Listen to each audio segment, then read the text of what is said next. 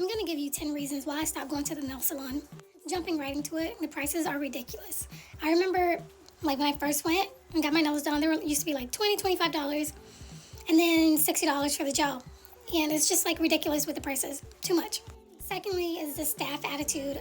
I cannot deal with people who have an attitude like when I first walk in there, they're rolling their eyes like they don't want to be bothered. Like you're in a service salon, you know what I'm saying?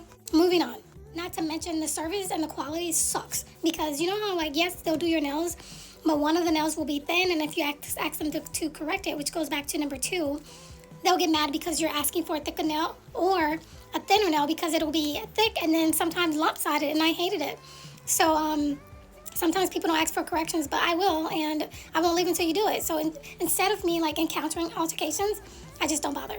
Number 4, it's time consuming. You have to get up, get dressed, drive if there's a lot of traffic. It's just like too much. It's too time consuming, and I found better things to do with my time.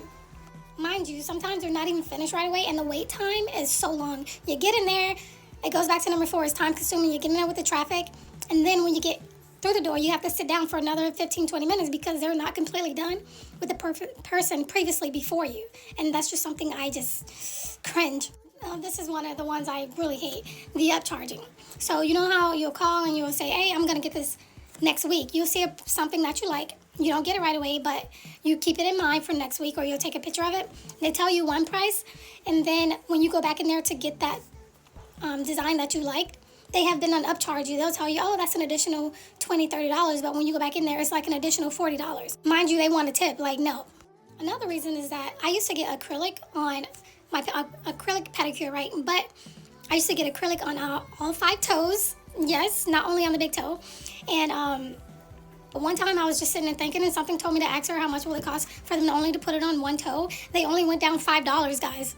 Like, so the other 5, I was only paying like 50 cents for each acrylic, so why are you charging me so much for my big toe? My toe ain't that big. So anyways, that's another reason. Mind you, this is like another worse one, and this is number 8, damaged nails. So my nails were so thin. The beds was so thin, mind you. I was almost getting enough, and I had to stop, and then I started taking hair, nails, and skin vitamins, which helped my nails kind of like grow back, and that's what really made me stop, because I wanted to see my original nails again. I don't even do like the press-ons anymore. Like I'm done. I just like my nails.